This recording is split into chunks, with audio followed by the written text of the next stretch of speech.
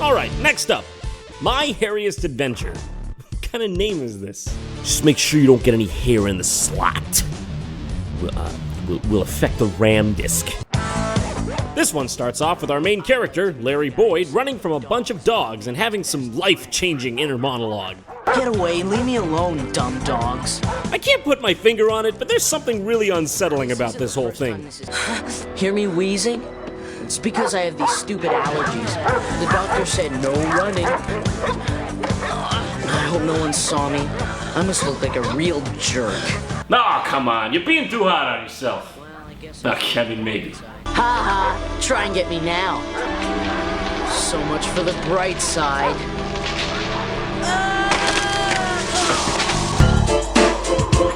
I really do wish it ended there. Nice doggies, go home doggies. Go on, let's get out of here. That's Lily, my best friend. She's pretty cool, you know, for a girl. Whoa, hold on! What is that supposed to mean? That's not in the book! The mention of Lily in the introduction is that she's small and cute, not about how she's cool for a girl. The best part about this is that you know an adult wrote this script. That kid had nothing to do with this. When the cameras cut, he was probably like, are you sure we should say that? Hey Larry, you're pretty cool for a girl too.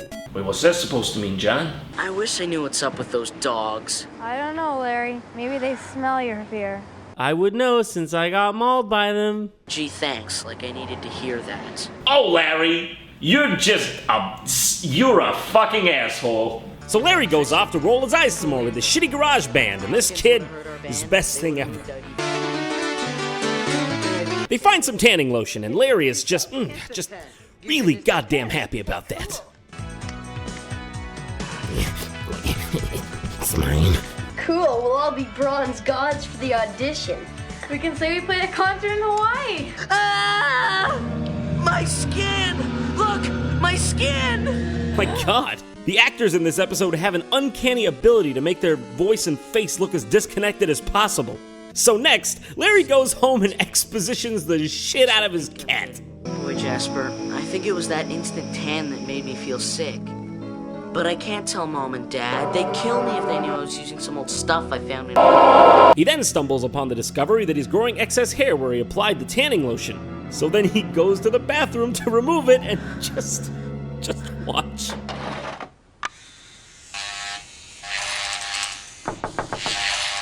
Are you almost done in there? Almost. Well, could you just hand me out my razor? Can a guy get some privacy? This fucking humming! That's like the joke voice people do when they're trying to pretend to act natural. NYPD, open up! Can a guy get some privacy? So after all that, Larry catches up with Lily and talks to her about his strange experience the night prior. Did you notice anything last night? Where you rubbed that instant tan on? I mean, like, involving hair? I don't like where this is going. I mean hair, you know, like where you don't expect to see it. Stop! Are you growing some unexpected hair? No, are you? No, are you? Stop! No, I just thought maybe you... I what? Growing hair in weird places. FBI should be knocking this door any minute now. Hairy Larry. Hair on his head, hair on his mind. Okay, so after that painfully horrifying conversation happens, they go to see their friend, who isn't even home in fact. So they decide to go up to his room to do some investigating. Wonder if his clothes are still here.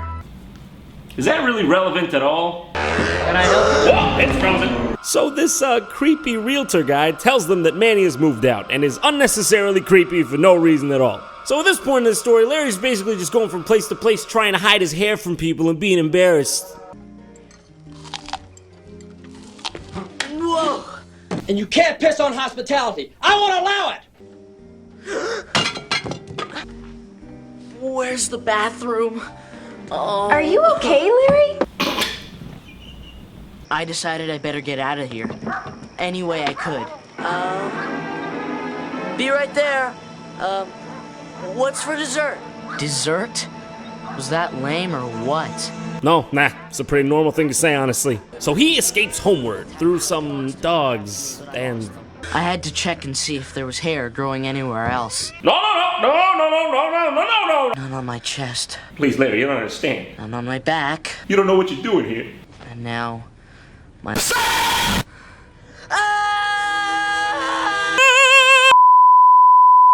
Naturally, Larry's parents are wondering what the fuck is up with Larry, so they call the doctor to check him out.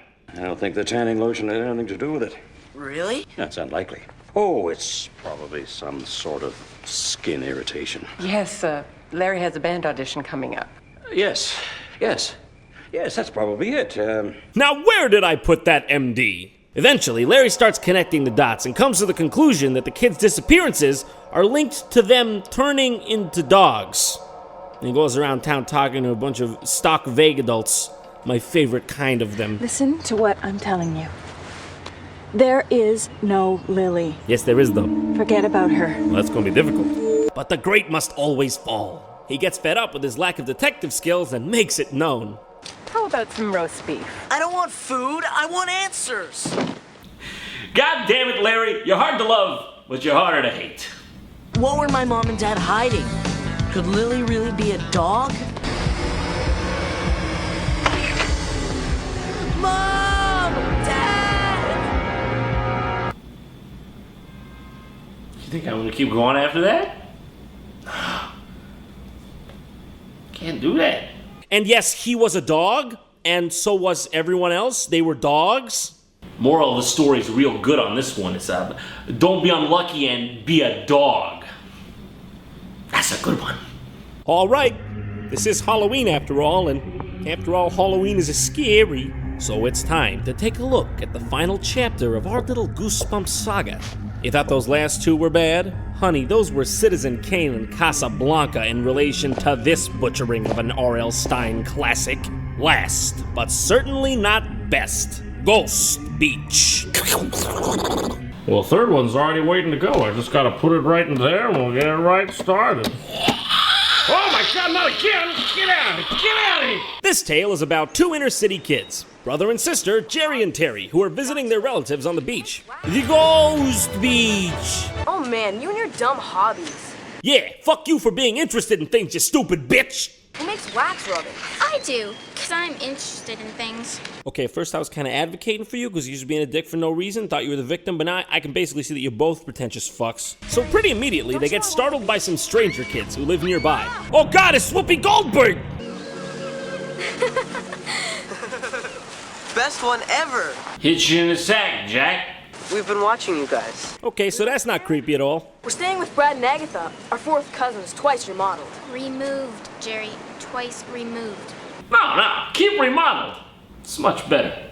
Now I just have to say, my favorite thing about this episode is the acting chops on that creepy girl. We could see you this morning, heading out for the graveyard, so we thought we'd give you a little scare. From these strange kids, Jerry and Terry learn of a ghost named Harrison Sadler that allegedly still roams the area.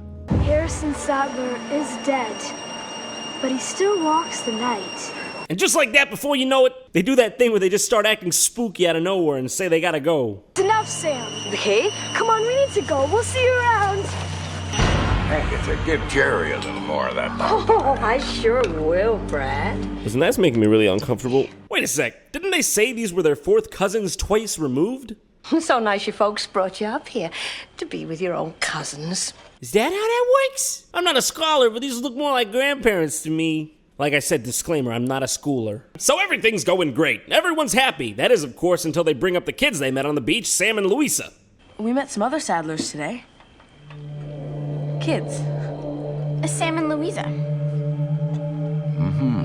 Yeah, nice kids. I just love dinner scenes like this, where everything's going great and then someone says something that cues in the unsettling music. And everyone suddenly becomes distant and mysterious, like they've never even known each other. We went on about some ghost in a cave.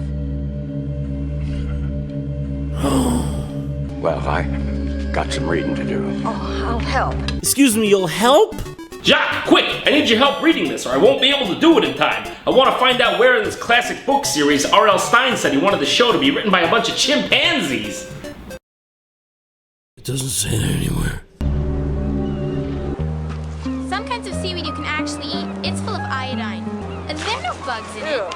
I wish I had a book on all the different types of seaweed. I didn't even think it was possible to sound like that much of a bitch talking about seaweed. Congrats, man. This girl could make Gandhi sound pretentious. Jerry takes a nice trip and finds a skeleton laying on the beach. Perfect skeleton. Of what? A raccoon, maybe.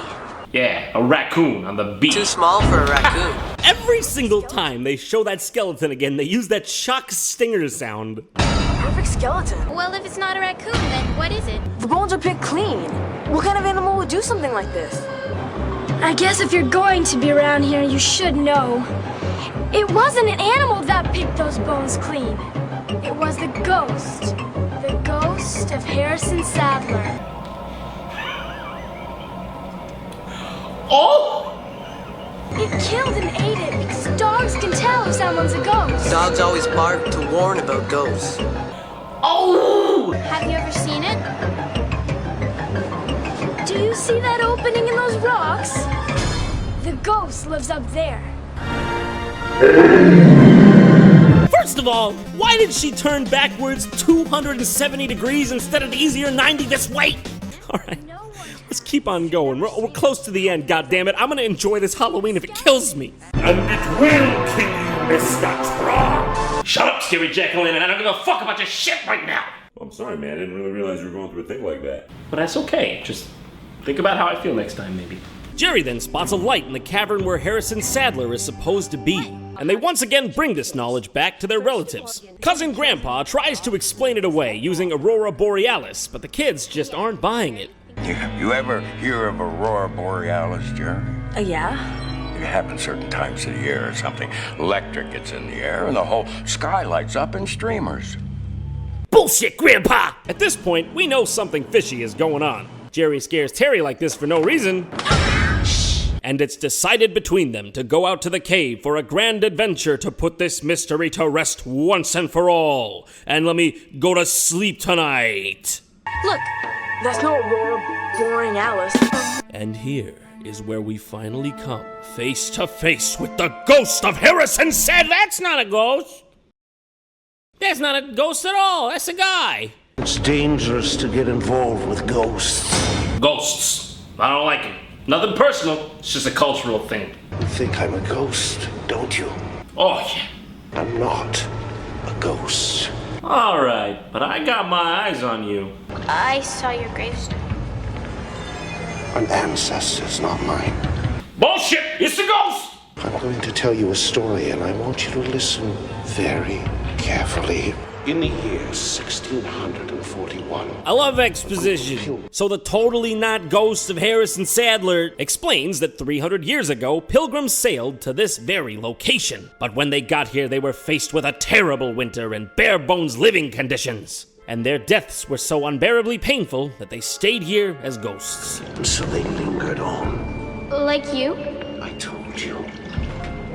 I study ghosts. I'm not a ghost.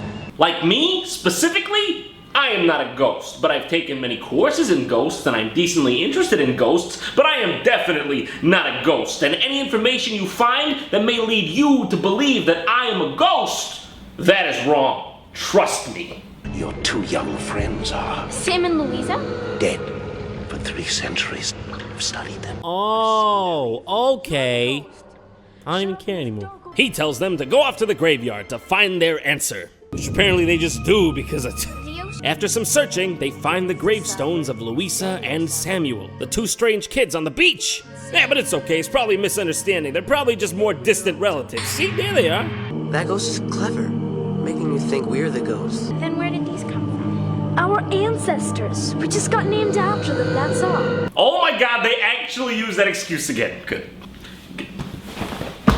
They may be good ghosts, but they're certainly not good liars. So Sam and Louisa showed Jerry and Terry their own graves for some reason. I don't even know at this point. Jerry and Terry Scrooge, this is your fate. If you don't go back to Chicago, wherever you're from, and stop fucking around already. What does he want? What do you think? To eat you and bury your bones right here. Eating you and burying your bones? What is this, Jack and the Beanstalk? That's Grimm's fairy tales level. That's like before we had reference to a large body of horror literature level storytelling. Can you tell me something? Why does a ghost even need sustenance? Alright, come on, carry on, Louisa. What else? I don't have time for this shit. They come to an agreement and hatch a plan to stop the ghost of Harrison Sadler once and for all. What's their plan, you ask? Okay, you ready for this? To use rocks to trap the ghost. Seal him up in his cave with rocks. Rocks? Trap the ghost. They all arrive at the beachfront and are just about to complete their plan.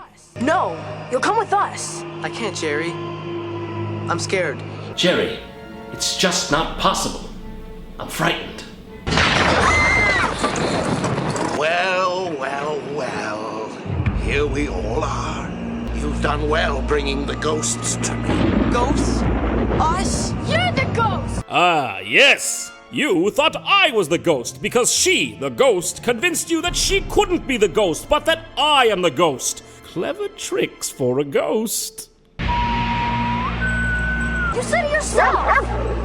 Dogs recognize ghosts! Dogs bark at ghosts! Bring them to me. We never had a chance to live! The first winter! It wasn't fair! We never had a life at all! We all died in the cold! Get out of here, you bastards! I'm sick of your shit! We were so hungry! Oh, come on, Terry, lighten up. What are you screaming at? Stay with us, cousin!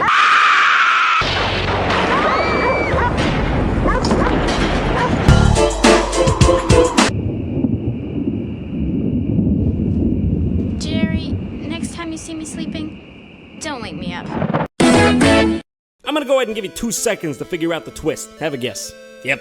The old people were the ghosts, and they eat dogs. Maybe they could have saved us some time and gone back and eaten Larry Boyd for us. And I can't think of anything relevant to say about the first one. That was a long time ago, you know what I'm saying? Also, I guess all the other people were ghosts too. That or they all just died a horrible death back there. I guess that would mean if they weren't ghosts before, they are now. Everyone's ghosts! I'm ghost! You're ghost! She's ghost! Dun, dun, dun, dun, dun. Honestly, this show might be some of the cheesiest schlock this side of the planet, but I'll never forget the spirit of the original books, which are honestly still pretty gripping today despite the simplicity. I suppose that's what you call good writing. So kick back, watch the leaves change, and enjoy the month of October, folks. It only comes once a year. Happy Halloween. You can't drink that? It's gonna be like the scene in AI where Haley Joel Osment eats the spinach because his older brother is taunting him, and also because your bird will die of alcohol poisoning.